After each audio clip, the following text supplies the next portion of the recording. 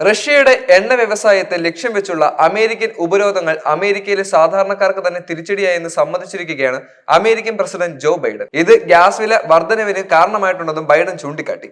American treasury ഡിപ്പാർട്ട്മെന്റിന്റെ റഷ്യക്കെതിരെ ഏർപ്പെടുത്തിയ ഉപരോധം വിശകലനം ചെയ്തതിന്റെ അടിസ്ഥാനത്തിലാണ് ഇക്കാര്യം മനസ്സിലായതെന്ന് അദ്ദേഹം ചൂണ്ടിക്കാണിക്കുന്നു.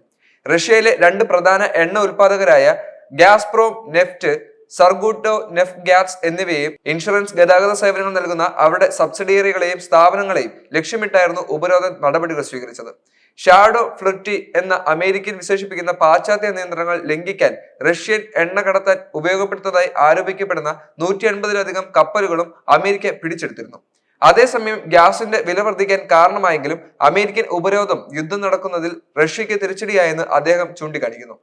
അമേരിക്കയെയും പാശ്ചാത്യ രാജ്യങ്ങളുടെയും നിയന്ത്രണങ്ങൾ റഷ്യയുടെ സമ്പദ് വ്യവസ്ഥയുടെ വളർച്ചയെ സാരമായി ബാധിക്കുമെന്നും ബൈഡൻ വാദിച്ചു. സൈനിക പ്രവർത്തനങ്ങൾക്ക് ധനസഹായം നൽകാനുള്ള റഷ്യയുടെ സാമ്പത്തിക സ്രോതസ്സിനെ തടസ്സപ്പെടുത്തുകയാണ് ഉപരോധം ലക്ഷ്യമിടുന്നതെന്ന് ബൈഡൻ കൂട്ടിച്ചേർക്കുകയും ചെയ്തു. റഷ്യയ്ക്കുള്ള പുതിയ ഉപരോധ പാക്കേജ് ഉടൻ എത്തുമെന്നും അദ്ദേഹം ചൂണ്ടിക്കാട്ടി. അതേസമയം നിയുക്ത പ്രസിഡന്റ് ഡൊണാൾഡ് ട്രംപ് യുക്രൈൻ സംഘർഷത്തോടുള്ള ബൈഡന്റെ സമീപനത്തെ വിമർശിക്കുകയും താൻ പ്രസിഡന്റ് സ്ഥാനത്ത് എത്തിയാൽ ഇരു രാജ്യങ്ങളും തമ്മിലുള്ള ശത്രുത വേഗത്തിൽ അവസാനിപ്പിക്കുമെന്നും പ്രതിജ്ഞയെടുക്കുകയും ചെയ്തിട്ടുണ്ട്.